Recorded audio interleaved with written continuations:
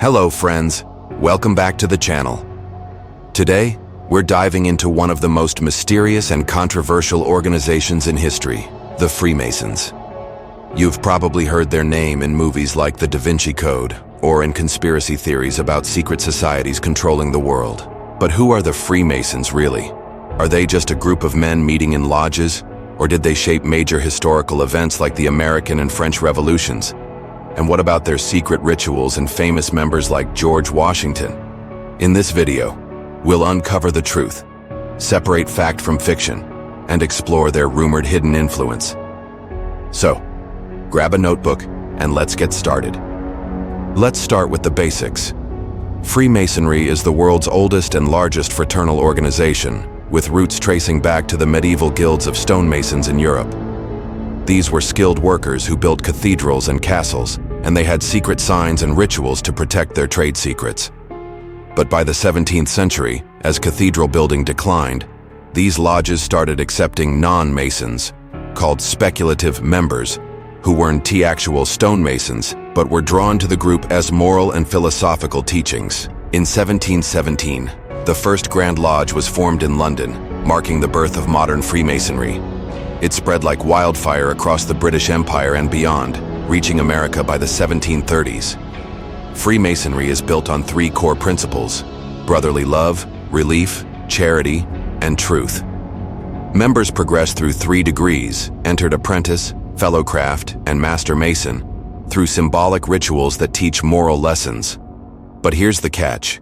These rituals are secret, and that secrecy has fueled endless speculation. So, why the secrecy? Is it just tradition, or is there something more? Let's dive deeper. Freemasonry's rituals are at the heart of its mystique.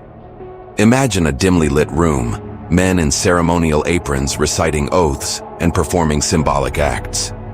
The rituals are allegorical, drawing from stories like the building of King Solomon's temple. For example, the Master Mason degree involves a dramatic reenactment of a murder and resurrection, symbolizing personal transformation. Sounds intense, right? But here's where it gets interesting. By the 1720s, Masonic rituals were already being exposed in newspapers and pamphlets by former members. So, while they're secret, they're not that secret. You can find detailed descriptions online today. Still, the secrecy creates an air of mystery. The famous symbols, like the square and compass or the all-seeing eye on the US dollar bill. Add to this, these symbols represent moral ideals like integrity and wisdom, but to outsiders they scream conspiracy. Now, let's talk about Freemasonry's role in the American Revolution. The 18th century was the Age of Enlightenment, a time of radical ideas about freedom, equality, and self-governance. Freemasonry, with its focus on these values, became a hub for intellectual elites. In America, lodges popped up in cities like Philadelphia and Boston, attracting men like George Washington, Benjamin Franklin, Paul Revere, and John Hancock. George Washington joined the Fredericksburg Lodge in Virginia in 1752 at age 20, becoming a Master Mason by 1753. He even wore his Masonic apron while laying the cornerstone of the U.S. Capitol in 1793. Benjamin Franklin, a Grand Master in Philadelphia, published Masonic books that spread these ideas. 9 of the 56 signers of the Declaration of Independence and 13 of the 39 signers of the U.S. Constitution were Freemasons. That's a significant chunk. But here's the critical point. While individual Freemasons were key players in the Revolution, the organization itself stayed neutral. Masonic rules like the 1723 constitutions forbade lodges from taking political stances. So, claims that Freemasonry orchestrated the revolution are exaggerated. Instead, lodges were networking hubs where revolutionary ideas spread. Think of them as 18th century coffee shops for rebels. But what about the French Revolution? Was Freemasonry's role different there? Let's find out. The French Revolution, 1789-1799, was a chaotic, bloody turning point in history. And yes, Freemasonry was involved, but not in the way conspiracy theorists might think. In France, Masonic lodges were hotbeds of Enlightenment ideas: liberty, equality, fraternity. Sound familiar? These became the Revolution's slogans. Key figures like Marquis de Lafayette and the Duke of Orleans, a Grand Master, were Freemasons.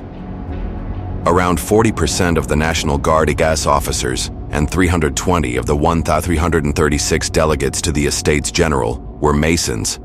That's a lot of influence. However, historians like Margaret Jacob argue that while Freemasons supported revolutionary ideals, the organization didn't directly plan the revolution.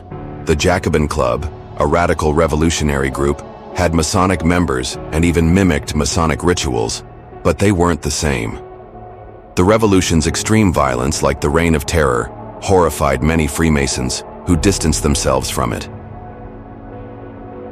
So, Freemasonry influenced revolutionary thought, but claims of a grand Masonic conspiracy, like those in books like Proofs of a Conspiracy, 1797, are largely baseless. The real story is more about ideas than secret plots. Let's talk about some famous Freemasons. Beyond Washington and Franklin, the list is impressive. Wolfgang Amadeus Mozart, whose opera The Magic Flute is filled with Masonic themes. Winston Churchill, a WWT leader. Buzz Aldrin, who took a Masonic flag to the moon. And even entertainers like Richard Pryor and John Wayne. These men weren't just members, they shaped history, culture, and science. Freemasonry's emphasis on charity and community service also left a mark.